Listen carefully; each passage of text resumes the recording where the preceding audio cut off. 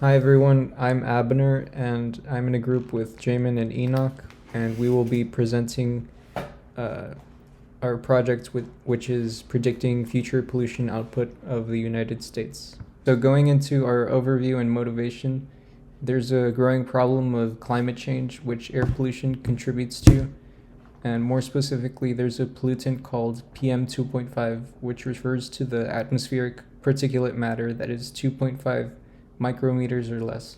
For reference, this is 1/20th the size of a human hair, and this can penetrate deep into the lungs and cause respiratory illness.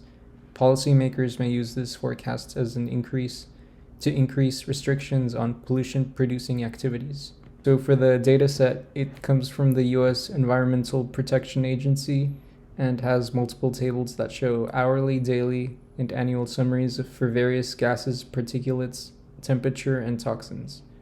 Our focus is on the hourly table that shows the measurement of particulate matter 2.5, and this table has 24 features and 31 million datums. Some notable features of this table are state name, country name, latitude, longitude, date and time, and measurement. For our pre-processing, we filter out missing or out of the ordinary data. We extract the year, month, day, and hour from date GMT and time GMT. Before we created the Pearson correlation matrix, we took out redundant parameters such as datetime local and datetime GMT, and method type and method code. The parameter code is redundant because we're already looking at PM 2.5, so it didn't make sense to include it in there. And from the Pearson correlation matrix, we got that MDL and method code and year and month are highly correlated. First, we started with a linear regression model. And linear regression fits a linear model with coefficients to minimize the residual sum of squares, and we use this as our baseline. Next, we used linear regression with regularization, more specifically the L1 ridge regularization with built-in cross-validation. The different regularization parameters used were 0.1, 0.5, 1, 5, and 10, and we used a 5-fold cross-validation and optimized the R-squared metric, and the optimal regularization parameter found was 5.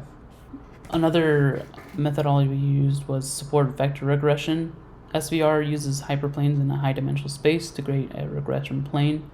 By using cross-validation to get the best matrix, with different kernels such as linear poly, RBF, and sigmoid, and different epsilons of 0.1, 0.2, and 0.3, our preliminary results indicated that RBF, which is radio basis kernel with an epsilon of 0.2, yielded the best results, and the epsilon controls the size of the tube as shown here. There are 4 main metrics: the MAPE metric, RMSE, MAE, and R-squared. And for the MAPE metric, the support vector regression with pre-processed data performed the best, while for the RMSE, the root mean squared error, the linear regression with ridge regularization using the standardized and pre-processed data set performed the best. And for the mean absolute error, the linear regression with the ridge regularization performed the best.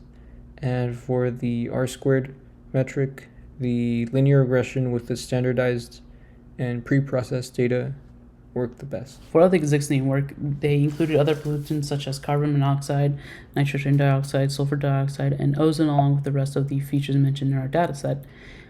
For the pre-processing, they removed the outliers, and for feature extraction, they separated the month, hour of day, and weekend features from the daytime. For feature selection, they used Pearson correlation.